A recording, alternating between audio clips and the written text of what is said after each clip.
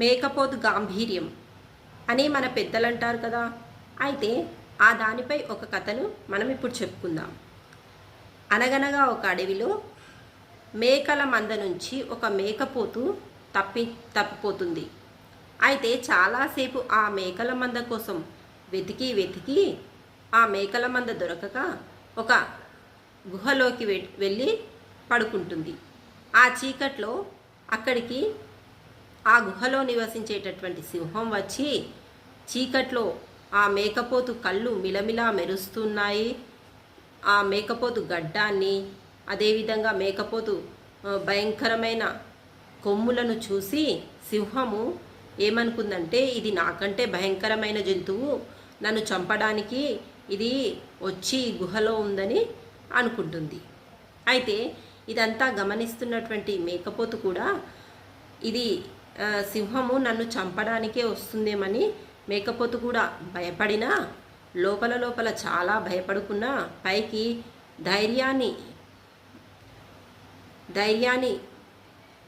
పోగేసుకొని అది ధైర్యాన్ని నటిస్తూ అలాగే ఉంది. అయితే ఉదయాన్నే లేచి గుహ ముందుకు వచ్చి ఆ సింహంతో మేకపోతు ఇలా అంది, ఎవరు నువ్వు, ఇక్కడికి ఎందుకు వచ్చావు అని అంది. అయితే సింహము కొద్దిగా భయపడుతూ, నేను ఈ రాజ్యానికి రాజుని, సింహాన్ని నేను అని అంది. అయితే ఆ సింహం అంటే నువ్వేనా, ఈ రాజ్యానికి రాజువు నువ్వే కదా, నేను చాలా రోజుల నుంచి ఇలాంటి రాజుని, సింహాన్ని చంపి తినాలనేదే నా లక్ష్యం. ఇన్ని రోజులకు నువ్వు నాకు దొరికావు కాబట్టి ఈరోజు నిన్ను చంపేసి నిన్ను తినేస్తాను అని దానిపైకి ఒక్కసారిగా కాలు లేపి చంపడానికి రెడీగా ఉంటుంది. అప్పుడు ఆ సింహం భయపడుకొని నన్ను చంపేస్తుందేమో అని భయపడి ఆ గుహ నుంచి చాలా దూరంగా పరిగెడుతుంది.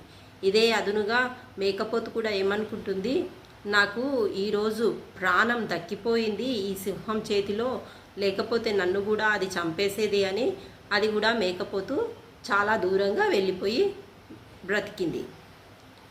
కాబట్టి ఒక్కొక్కసారి బలహీనులు కూడా బలవంతులను ఉపాయంతో ఈ విధంగా ఎదుర్కోవాలనేది ఈ కథ సారాంశం.